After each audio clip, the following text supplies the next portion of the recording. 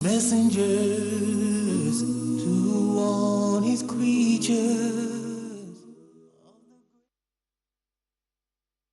Assalamu alaikum wa rahmatullahi wa barakatuh.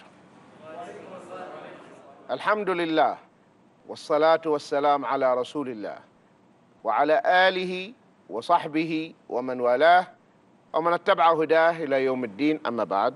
Kitab Tawheed, chapter number 21, exaggeration in the graves of the righteous persons tempts them to become idols worshipped besides Allah.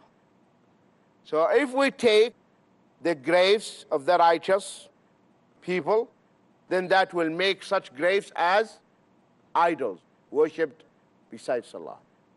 Imam Malik rahimahullah recorded in his book the Muwatta. The Muwatta of Imam Malik is one of the earliest book of Hadeeth. And Imam Malik, he has what we call a silsila dhahabiyya, the golden chain. The golden what? Chain of narrators. Because Malik would say, Nafi' told us Ibn Umar. Malik, Nafi' Ibn.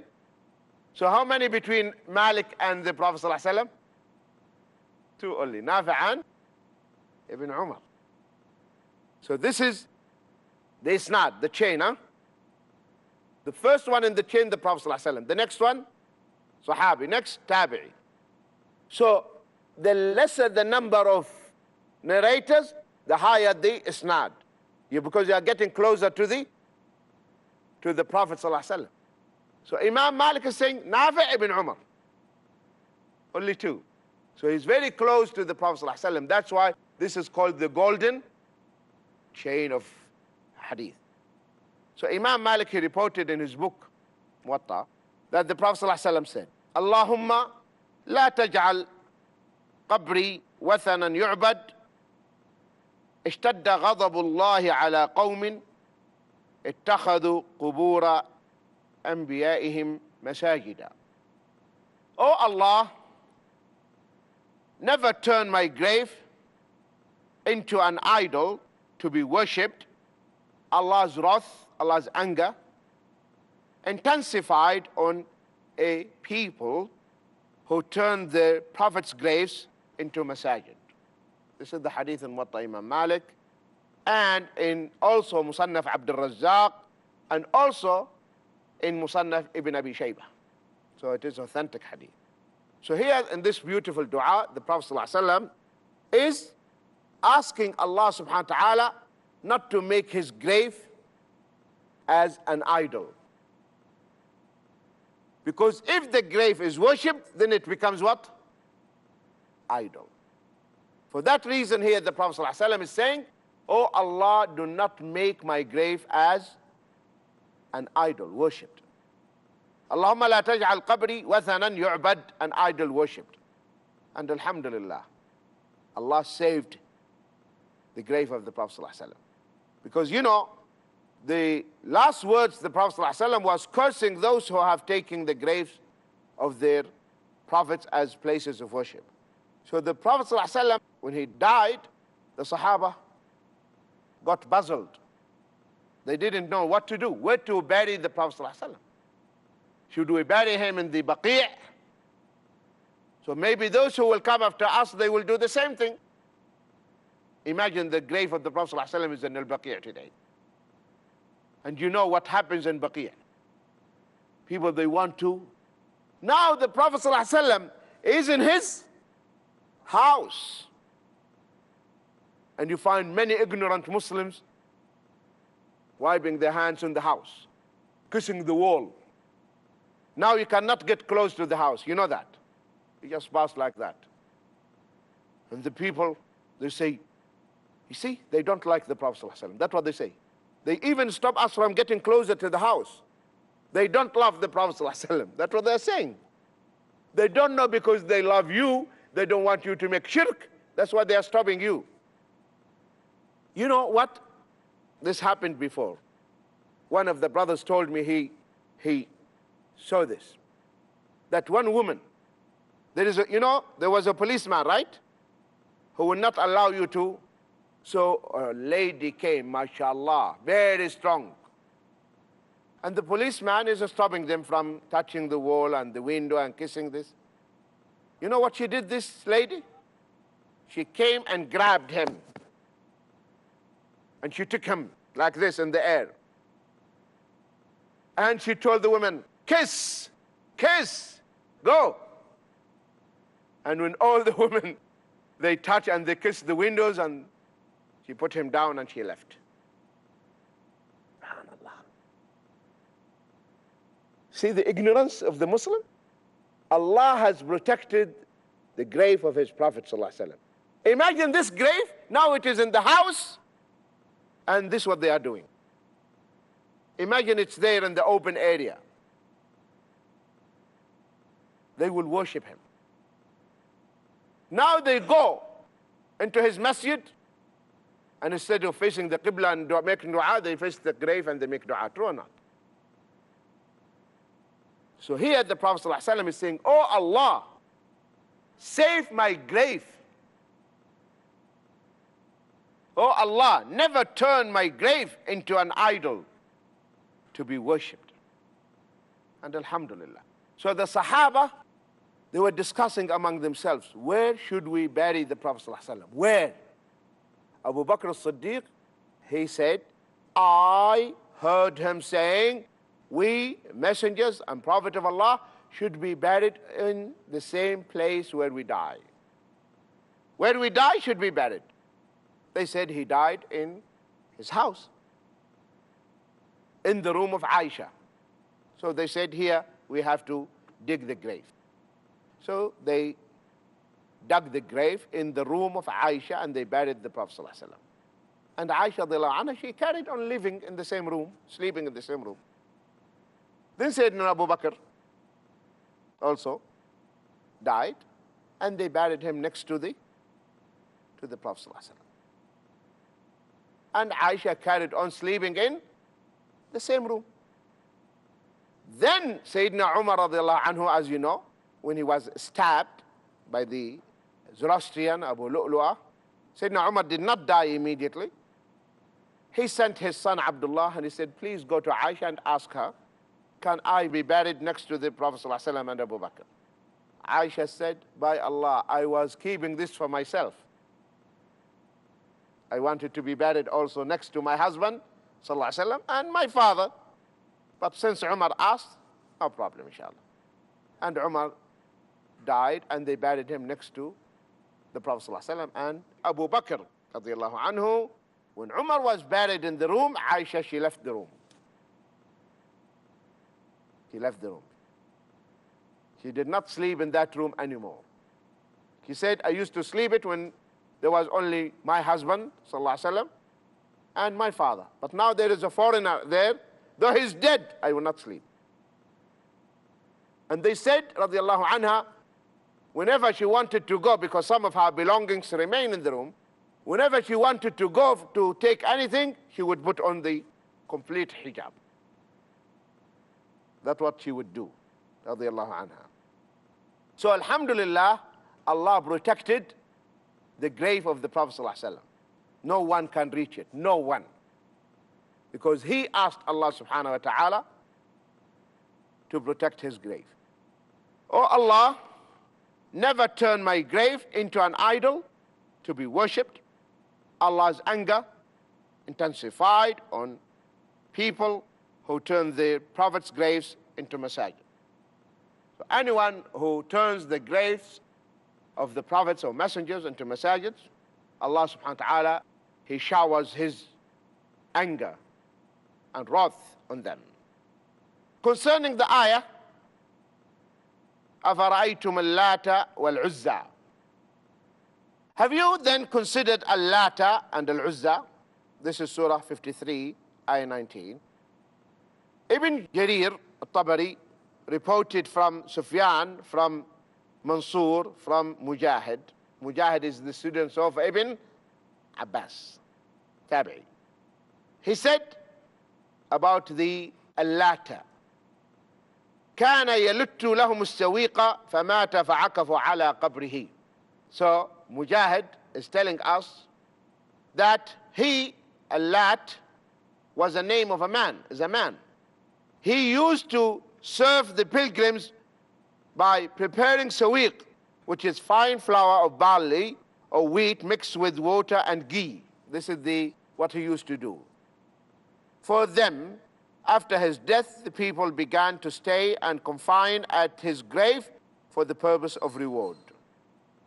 So Al-Lata was a man who used to take the wheat and ghee and flour and mix it together and make out of it this paste, and he would give it to the Hujjaj, the pilgrims. So when he died, they made this idol for him and they worshipped him, just like what happened during the people of Nuh, Ya'uqa, Nasra, the same thing. So this is what the ghulu, the exaggeration, leads to. So when you go to excess, to the extreme, this is what will happen. This is what the Prophet ﷺ has warned the Muslims, that you should not do so. This is the exaggeration. You throw your own child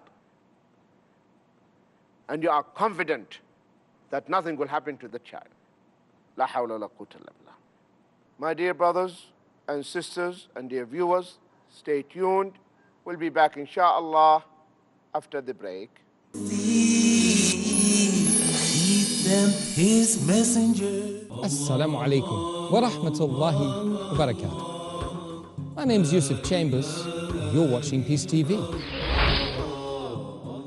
A man, a mission, a world-renowned orator on Islam and comparative religion. He dedicated more than 5 decades of his life for dawah.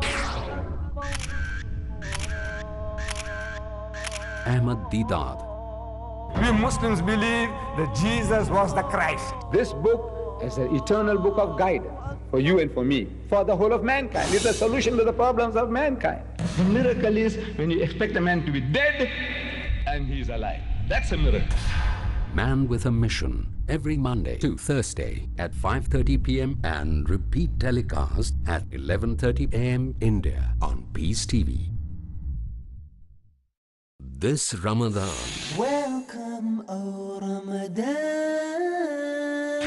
Ramadan, the month of blessings. Suhr, Iftar, Taraweeh, Laylatul Qadr, I'tikaf, Eidul Fitr, and many other practices that Prophet Muhammad, peace be upon him, did in this month of fasting. I'll be there for you throughout this glorious month of Ramadan. Let's make it more fruitful and reward-worthy. Share a date with me every day throughout this month of Ramadan. watch 1-hour exclusive episodes. Ramadan, a date with Dr. Zakir, every day at 7:30 p.m. and repeat telecast at 11:30 a.m. India on Peace TV. A night of decree is better than 1,000 months. The benefits of worship and the vigil in the night of power. Ramadan, which is the topic of the show. Do you have any advice for our viewers? Asad Ahmad. Especially in the blessed month of Ramadan. The Ramadan is the reminder of rectifying our behavior. Dr. Ali Shaban. Ramadan is a unique opportunity for every Muslim. And the reasons behind this revelation and its power emphasized as the human heart transcends towards godly glory. If you apply Ramadan to the rest of the year, Tariq Ali. Surely you are going to be much, much better in all fields, all aspects. And the gratitude of the soul reaches out to worship the Almighty One on this esteemed night. Just to stick more and more of time to the Holy Quran. Dr. Muhammad Ibrahim. This is my advice to all my Muslim brothers. Let's strive to seek the night of power and its bliss in Blessed Nights every Friday at 4:30 p.m. and repeat telecast at 3:30 a.m. India on Peace TV. Keep them his messenger. Welcome back, my dear brothers and sisters and dear viewers. We were discussing before the break Kitab Tawheed, chapter number 21. The same was reported by Abu al-Jawza rahimahullah from Ibn Abbas radiyallahu anhu. Ibn Abbas, he said, لعن رسول الله صلى الله عليه وسلم زائرات القبور. رواه أهل السنن. That Allah's Messenger صلى الله عليه وسلم said, curse the women who visit the graves. This is in Tirmidhi, Ibn Majah, and Nasa'i. Why women should not visit the graveyards?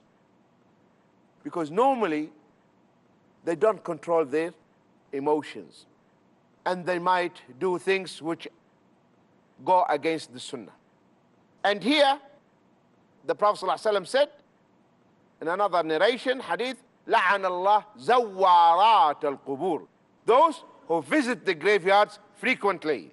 All the time, they want to go to the graveyards. Now the question, can women visit graveyards or can they? There are two opinions between Muslim scholars. One opinion says, no, it is haram. They should not go. It's haram. Because Allah has cursed them. Because of this la'an, they should not go. The other opinion says they can. They are cursed if they not follow the Sunnah. If they go there, they start lamentating, bewailing, slapping their cheeks, tearing their clothes, that they are cursed. But if she's going just to get admonished and receiving admonition and be reminded of the hereafter, in that case they can go. And they said that the Prophet ﷺ, when he said, I have forbidden you from going to the graveyards, and now you can go and visit the graveyards, because visiting graveyards reminds you of the hereafter. You know this hadith. They said this hadith is applied to both men and women. Men, they need to be admonished, reminded. The women also, they need. And the ruling in the Sharia, the hukum in the Sharia, that whatever ruling is applied to the men is applied to the women. There's no difference at all. Unless Allah differentiates between the men and women, said this for men and this for women. Otherwise, whatever is addressed for men is also for the women in the Sharia. This is number one. Number two, that Atiyyah said that we were forbidden, or we were told not to follow the funeral procession, but not strictly. Not strictly. That means there is a leeway. It's not clear-cut. The Prophet ﷺ told them it is haram. But it is not recommended for you to go and follow the janazah. Because normally women, they are weak and they don't control their feelings. Thirdly, you know that Aisha one night, she was with the Prophet ﷺ. The Prophet ﷺ was next to her. And then Jibreel came. Jibreel knocked on the door. Did not came inside. And most of the time, Jibreel would come in the form of a human being. And he would look like Dihya al-Kalbi, radiyallahu anhu, one of the Sahaba. So the Prophet ﷺ, he thought Aisha was asleep. So he left. And he asked Jibreel, what is it? What happened? He said, Allah commands you right now to go to the Baqi' and pray for them, those who died.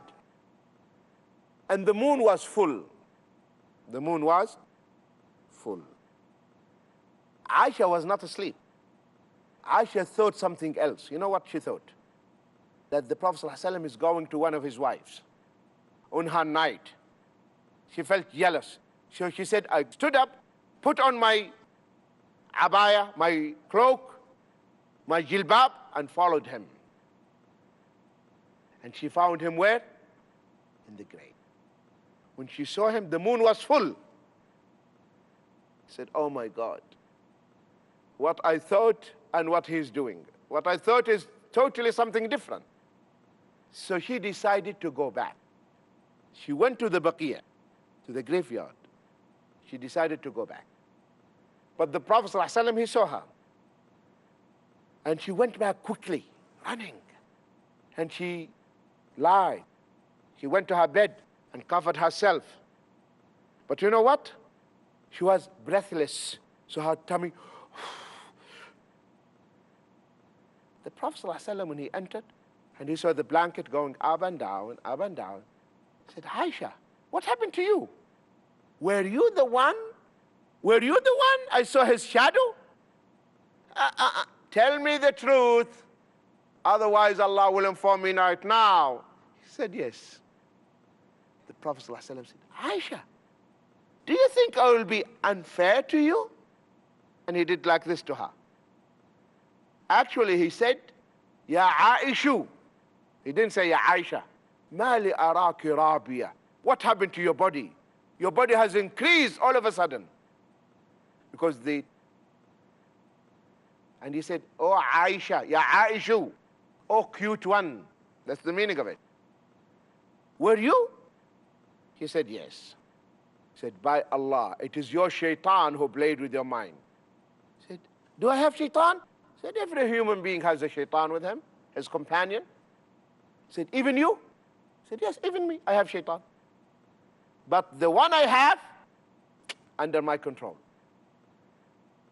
He cannot command me to do anything evil. Or he became Muslim. He became Muslim. Or I am safe from his evil, so he cannot do anything. So now, Aisha, she went to the graveyard, or didn't she? She went. If it is haram to go to the graveyard, what the Prophet ﷺ should have told her. Oh, Aisha, didn't you know it is haram? And you came to the graveyard. But the Prophet ﷺ didn't mention that at all. He didn't mention it. He only asked her, do you think I will be unfair to you? Which means it is permissible to go to the graveyard. Are you following? Another hadith, Aisha, she visited the grave of her brother Abdurrahman. Clear-cut evidence. She went and visited the grave of her brother Abdurrahman. So the strongest opinion that yes, women can visit the graveyards. They can. But not oftenly, not all the time, from time to time, providing that they will not lamentate, they will not cry, they will not bewail. Yes, they go to receive this admonition, to be reminded about the hereafter. Is this clear? May Allah subhanahu wa ta'ala soften our hearts and your hearts, and may Allah subhanahu wa ta'ala keep us steadfast on the path. And visiting the graveyards, visiting the graveyards, my dear brothers and sisters, soften the heart.